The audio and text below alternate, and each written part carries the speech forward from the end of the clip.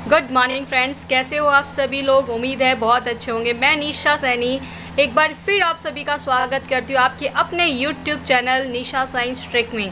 अपने current affair and static GK की series चलाई थी, उस सीरीज़ को आगे बढ़ाते हैं। ध्यान रखिए, current affair and static GK जो मैं करवा रही हूँ वो बहुत ही महत्वपूर्ण रहने वाले हैं हर एग्ज़ाम के पॉइंट ऑफ व्यू से, जहाँ पर करंट अफेयर और स्टैटिक जीके आता है। मैं इसकी पूरी डिटेल्स आपको करवाने वाली हूँ, ताकि थ्योरी अगर आप पूरी डिटेल से सुनते हो तो आपके क्वेश्चन गलत होने की संभावना ना के बराबर रहती है और लॉन्ग टाइम तक ये याद रहता है।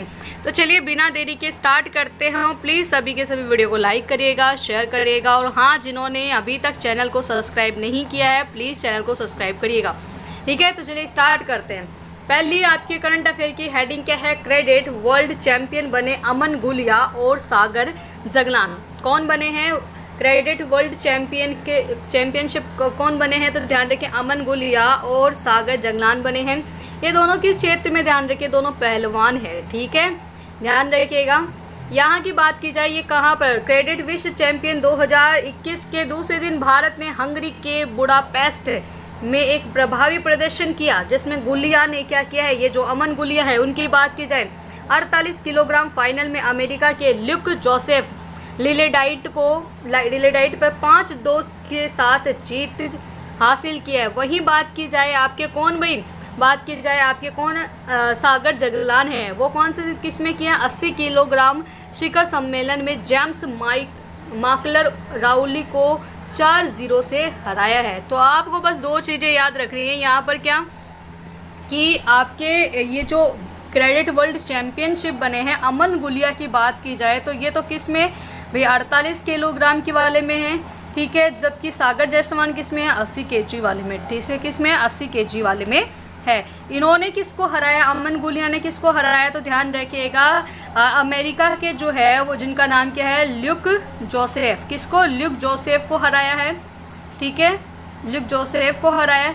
जबकि वहीं बात की जाए अपने कौन से आ गए भाई? ध्यान रखिएगा, सागर जगलान है। उन्होंने किसको भाई? ध्यान रखिएगा, इन्होंने जेम्स माकलर राउली को हराया, यानी कि राउली को हराया। किसको हराया है? राउली। ठीक है, ये बात आपको ध्यान रखना है। तो इस तरीके से दोनों बन चुके हैं कौन? चैंपियन अपने, अमन गुलिया और सागर जगलान। चलिए आगे बात करते हैं इन दोनों की। आगे ये हो गए इम्पोर्टेंट। और ध्यान रखिएगा, अभी आज का जो अपना एक टारगेट रखा गया है, प्लीज़ आप लोग क्लास को आगे से आगे शेयर करिएगा। कम से कम 1000 आप लोगों को क्या करना है? लाइक करना है। ठीक है, इतने बच्चों तक तो आप पहुंचाओ। ठीक है, ये इस बार का मेरा टारगेट है करंट अफेयर की क्लास। तो प्लीज़ आप सभी के सभी करिए, और हाँ, लास्ट तक वीडियो को ज़रूर देखना है, क्योंकि पिछली क्लास में जो भी मैंने करवाया वो फटाफट रिवाइज करवाऊंगी, और साथ में एक इम्पॉर्टेंट क्वेश्चन होगा जिसका आंसर आपको देना है कमेंट बॉक्स में। ठीक है, चलिए स्टार्ट करते हैं। नेक्स्ट, सीएम केसीआर करेंगे हुजूराबाद से तेलंगाना दलित बंधु का शुभारंभ। तो चलिए पहले पूरी डिटेल पढ़ लेते हैं, उसके बाद में देखते हैं इंपॉर्टेंट पॉइंट क्या रहने वाले हैं। तेलंगाना के मुख्यमंत्री चंद्रशेखर राव हुजूराबाद विधानमंडल क्षेत्र से पायलट आधार पर अपनी सरकार की नई दलित शक्ति योजना अब दलित बंधु नाम से लॉन्च करेंगे, जिस योजना को दलित आधारित योजना कहा जाता है। ठीक है, कहा जाना था पहले, इसका नाम क्या था? दलित आधारित योजना कहा जाना था, जिसका नाम बदल के अब क्या कर दिया गया है? दलित बंधु योजना कर दिया गया। इस योजना के तहत पात्र दलित परिवारों को सीधे उनके खातों में 10 लाख रुपए नकद दिए जाएंगे। स्वीकृत राशि पात्र हितग्राहियों के बैंक के खातों में जमा की जाएगी। अब देखिए, इसमें इंपॉर्टेंट बात क्या रहने वाली है, आपको क्या याद रखना है? देखो भाई, सीएम केसीआर करेंगे हुजूराबाद से तेलंगाना दलित बंधु का शुभारंभ।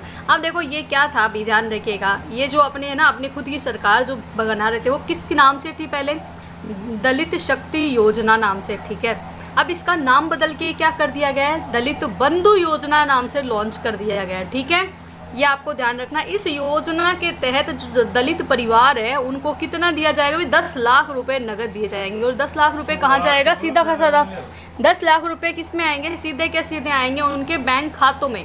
ठीक है, ये बात आपको ध्यान रखनी, इंपॉर्टेंट क्वेश्चन बन सकता है यहाँ से। तो चलिए आगे बात करते हैं। यहाँ पर इसके बारे में थोड़ी सी डिटेल और देखते हैं। मतदाता वाले हुजूराबाद निर्वाचन क्षेत्र से 5 मंडल है। कितने मंडल है? 5 मंडल है। इस निर्वाचन क्षेत्र में दलित परिवारों की कुल संख्या 20,929 है। अंतिम लाभार्थी सूची बनने से पहले इन सभी परिवारों की जांच की जाएगी। ठीक है, पात्र पाए जाने वाले सभी लोगों को योजना का लाभ दिया जाएगा। हुजूराबाद निर्वाचन क्षेत्र में कुल लगभग 2 लाख मतदाता हैं। अगर ये योजना जल्द ही लागू हो गई तो सीएम केसीआर योजना से लगभग 21,000 परिवारों को लाभ होगा, जिसमें लगभग 60,000 से 80,000 लोग शामिल होगा। अब इसमें इम्पोर्टेंट चीज़ क्या याद रखनी है आपको कि इसमें कितने निर्वाचन मंडल होने हैं, 5 निर्वाचन मंडल होने वाले हैं।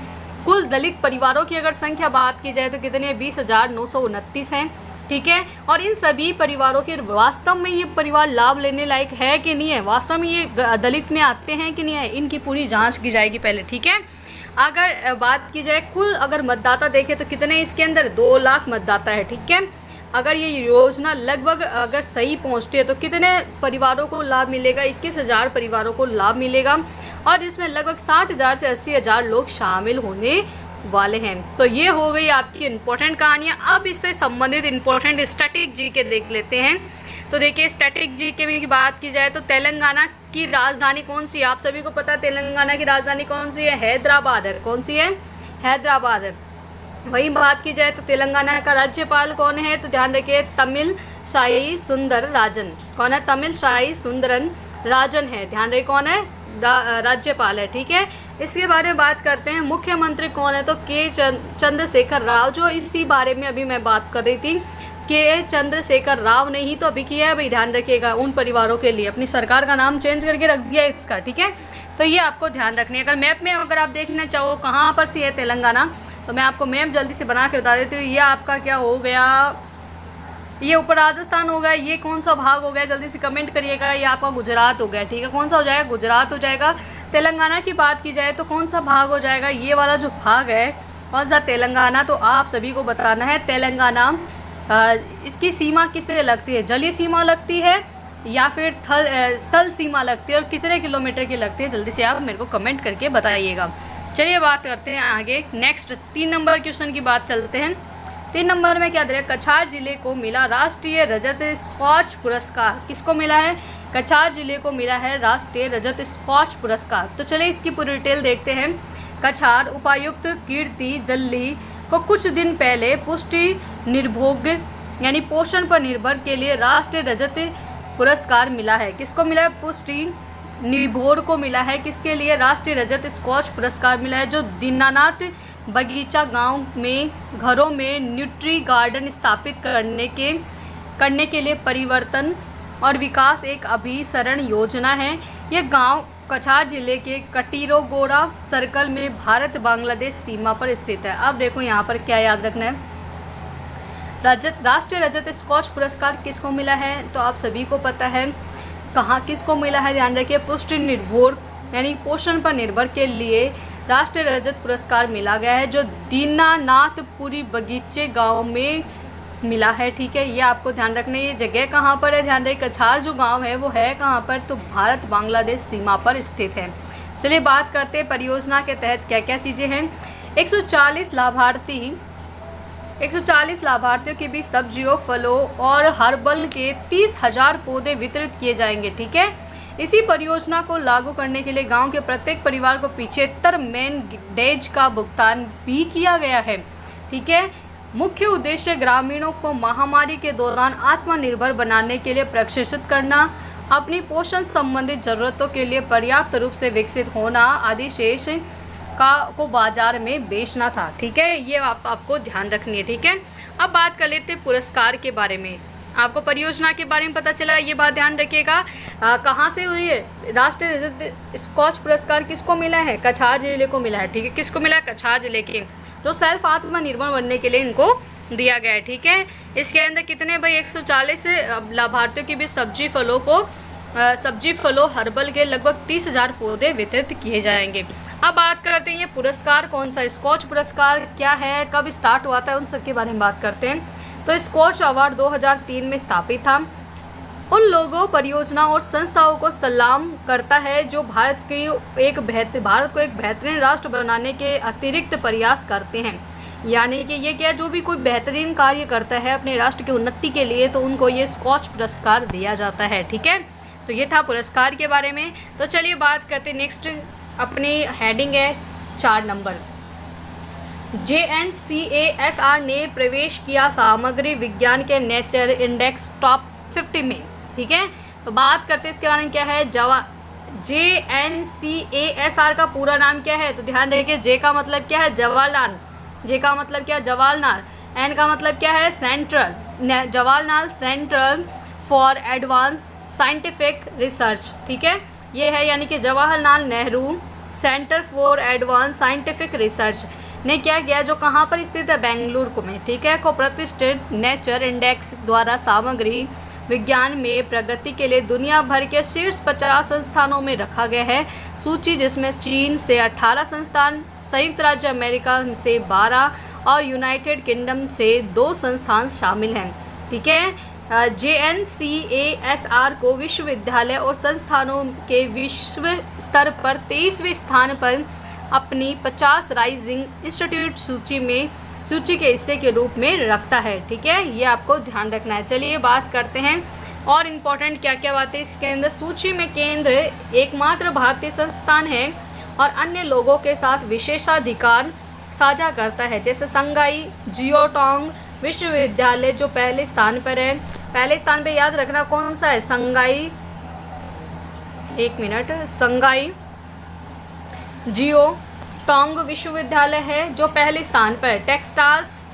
टेक्सास विश्वविद्यालय ऑस्टिन चौथे स्थान पर। बर्कल विश्वविद्यालय 12वें स्थान पर है। विश्वविद्यालय कैम्ब्रिज 27वें स्थान पर है।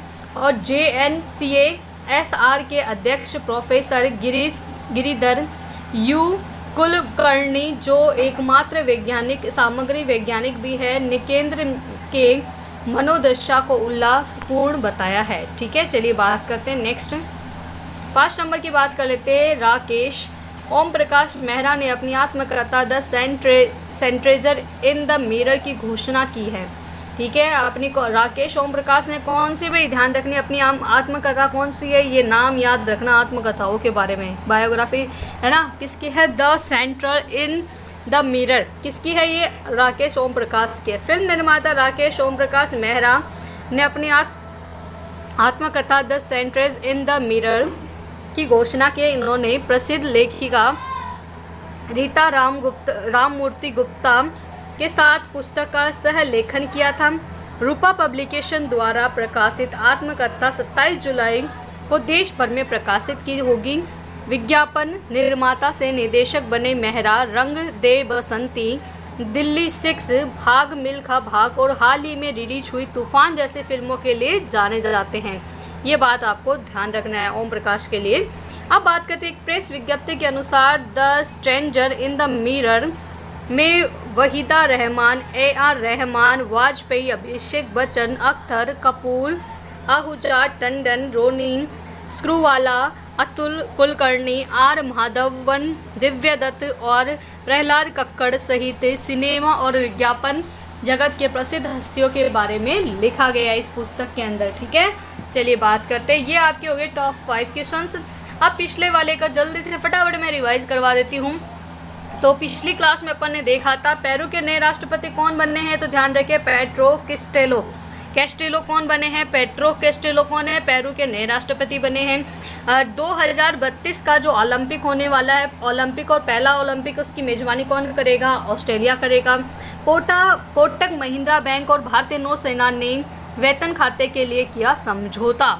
चलिए नेक्स्ट बात करते हैं। DRDO ने किया सतह से हवा में मार करने वाली मिसाइल आकाश एनर्जी का सफलतापूर्वक परीक्षण। नेक्स्ट बात करते हैं एरियल हेनरी संभालेंगे नए हाइटियन प्रधानमंत्री का पद। ठीक है, ये बात थी पिछली क्लास की। अगर आपको इसके बारे में डिटेल पढ़नी है तो पिछले वीडियो को जरूर देखिएगा। आज का प्रश्न बहुत ही इंपॉर्टेंट, बालिका पंचायत कहाँ खोली गई है, बालिका पंचायत कहाँ खोली गई है, ध्यान रखें, इंपॉर्टेंट क्वेश्चन है, इसलिए आपको इसको बारे में पूरी डिटेल बतानी है, कहाँ से स्टार्ट हुई थी और किस